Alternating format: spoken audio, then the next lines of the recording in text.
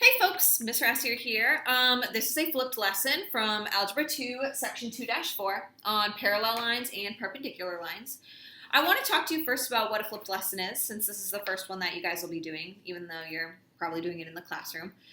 The point of a flipped lesson is that instead of your homework being practice, your homework is taking notes on some sort of item that we're working on in class. And then when you come to class, you're practicing that new thing that you've learned, okay?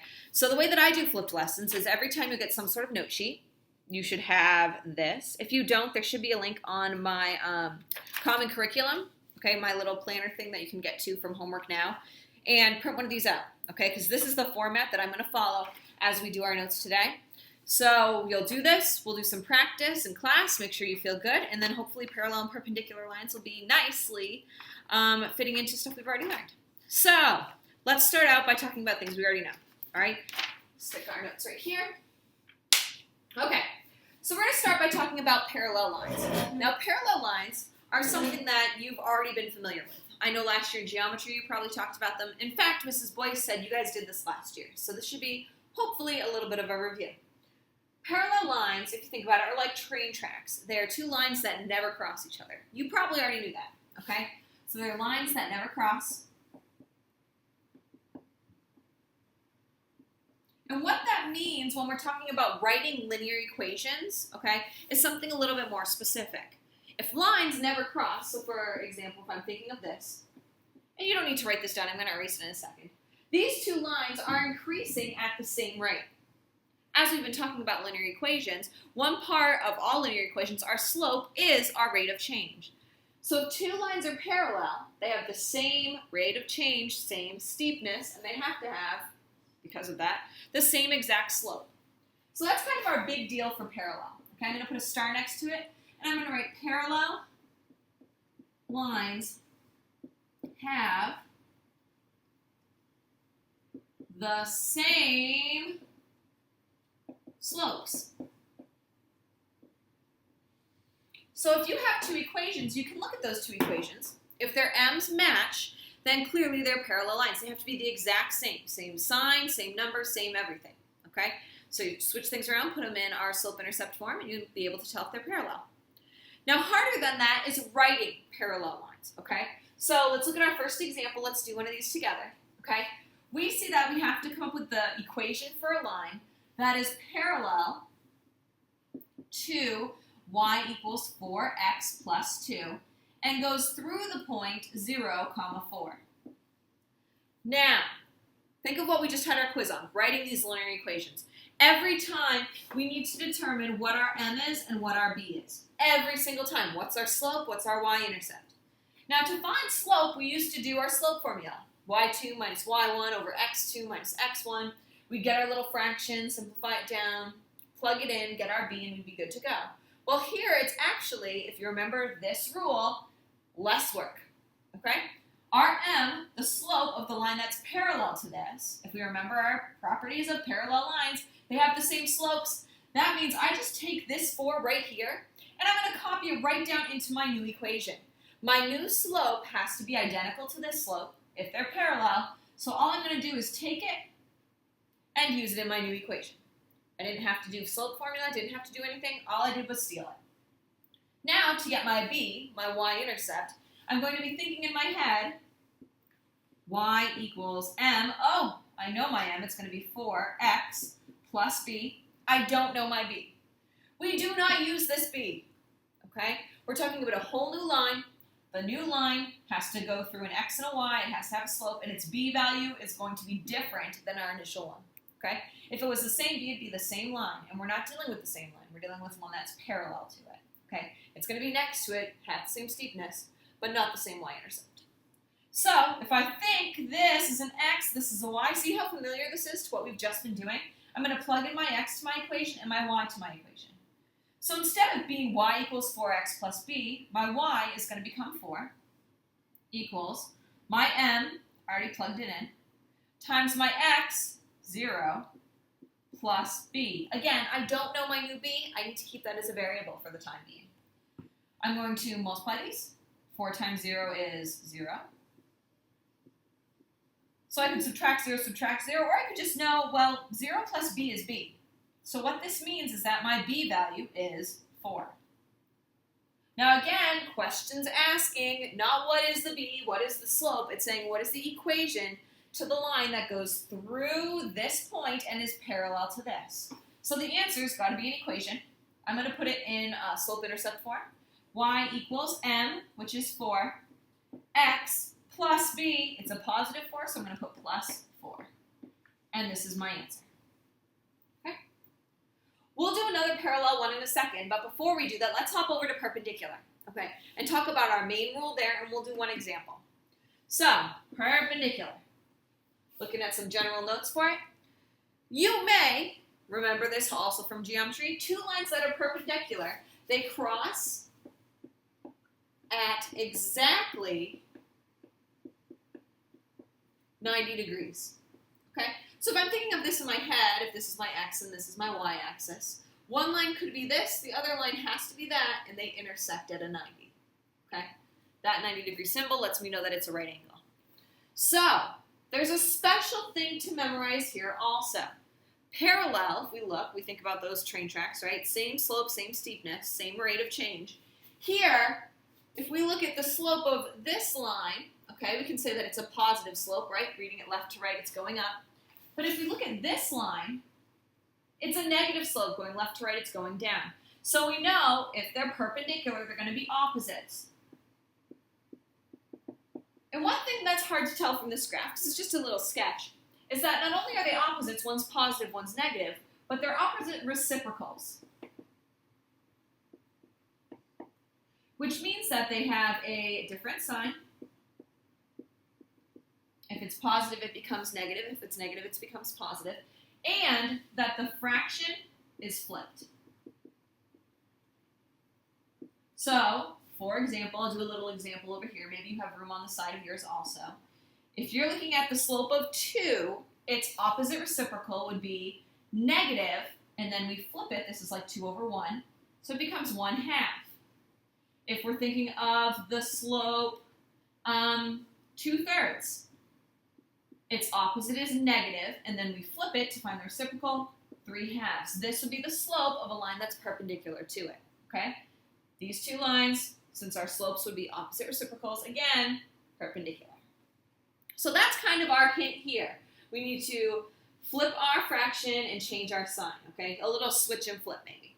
So, let's do one. Looking on your sheet, first thing it says that we need to do a perpendicular, write an equation to a line. Perpendicular to y equals 3x minus 2 and goes through the point 6, -1. We follow the same steps we did in parallel, except when we determine our new slope, we don't just steal the slope, okay, parallel line, same slope.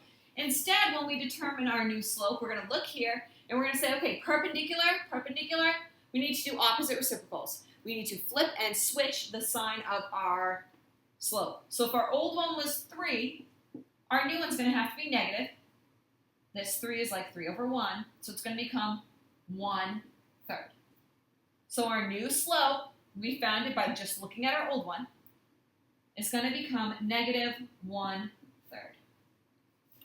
Now, fractions happen. We're not going to change this fraction to a decimal. If we were to graph this line, we want our slope to be a fraction. It's rise over run. Here we'd be going down 1, forwards 3 if we were to graph it. Now, before we could graph an equation with this slope, we need to find our new b value. Again, we don't steal this one, okay? That doesn't matter. We're done with it. We don't even look at it, really. It doesn't matter. What does matter is our x value and our y value that we're going to plug in addition to our slope. So I'm thinking I need to find my b. To find my b, I'm going to do y equals m, -1/3, x plus b. Again, I don't know it. I do know an x and I do know a y, so I'm going to plug those in. So I'm going to have, instead of y equals, I'm going to have -1 equals -1/3. My x is 6 plus b. Now, here we go, fractions, everyone's favorite. I see I'm multiplying my fraction times a whole number. We practiced this in class. You guys are pretty good at it. We put our whole number over 1 and we multiply our tops and bottoms. So I notice I'm doing a negative times a positive, so my product will be negative. 6 times 1 is 6. 3 times 1 is 3. So the product here is negative 6/3. And that can be simplified. Okay? 6 divided by 3, or 6 over 3, is 2. Plus b, and then I have my negative 1 on this side. Now again, we're at a nice easy step here. I just want to get my b alone. I'm going to add 2, and now I'm left with 1 equals b. This is not my answer. I take that piece, I take my m, and again, I want to write an equation, and I'm going to write that equation in slope-intercept form. So it will be y equals my m, okay, my slope to my perpendicular line, negative 1/3, x, plus b, it's a positive 1, so I'm going to put plus 1. And this is a line that is perpendicular to this line and goes through the point 6, negative 1. Let's take a second. I'm going to erase my board, and we will do the other two examples. I want to remind you that in order to get credit for this flipped lesson, you have to have all the notes that I have here filled out on the sheet. Okay, I didn't give it to you as an optional assignment. The way that I know you have done your assignment is that you have written things out. As we do our last two, you want to write both of those out. If you want to, pause the video right now and give it a go. Okay, try it on your own, and then I'll go over it with you. All right?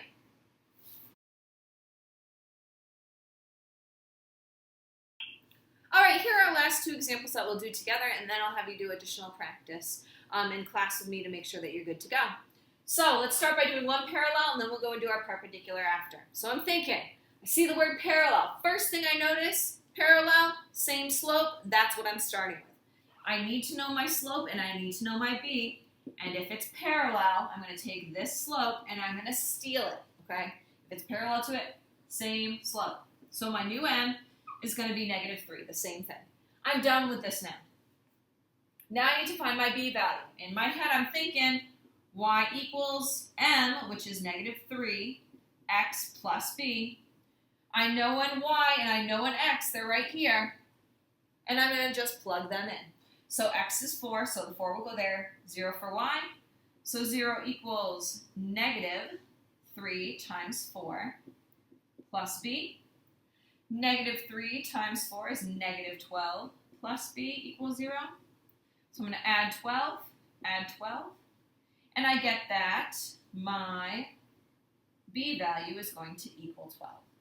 So I take this chunk, and I'm going to plug them in, because again, the idea is that I'm writing the equation that is parallel to this. And an equation should be in slope-intercept form. Y equals m, which is negative 3, x plus b is plus 12, okay? There is our equation. Again, I can double check it. I know it's parallel because my slopes are the same. My y-intercept's different, but I know that this y-intercept works because I found it from plugging in this point. Perpendicular, a little bit harder, same process, okay? I notice perpendicular, I think flip and switch, okay? Maybe I'll even write that on here. Flip my fraction and switch my sign, okay? I would prefer you think opposite reciprocal, which is the math way of thinking about it, but if you need some sort of hint, flip and switch might help. So here, first things first, I find my slope. I look at the old one. I notice two things. One, it's a fraction right off the bat, so I'm going to flip it. It's going to be easy. It'll be 4 over 1, which is the same thing as just 4. I notice also that it's positive. I need to switch my sign. So positive, it's going to become negative. So my new slope now is going to be this negative 4. I need to get my b. Every time I need my slope and I need my y-intercept. To find my b, I'm thinking in my head, y equals m, which is negative 4, x plus b.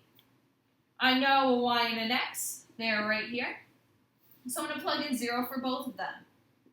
Just because I'm plugging in zeros, folks, and stuff cancels out doesn't mean that this is impossible now. I've made something that's not going to work. It is going to work. 0 is a number, okay? So these cancel. I'm left with 0 plus b, which is, like last time, the same thing as b. And over here I have 0. That just means my y-intercept is going to be at 0, okay? When we write it in our equation, y equals m, which is negative 4, x. I can choose to put plus 0, but if I'm really simplifying down my equation to its lowest terms, it's implied that your y-intercept is 0 if there's none there. So then this becomes the equation that is perpendicular to this, because it has a flipped and switched slope, and that goes through the point 0, 0, which happens to be both our x and y intercept here. Okay? So, when your notes are done, make sure you have them somewhere safe. I'll make sure to hole punch them before you get them. We'll go over this stuff in class, and hopefully it'll click more once we do some practice together. Thank you, folks. Make sure your notes are complete. Watch it again if you need to. Yeah, thanks. Have a good one.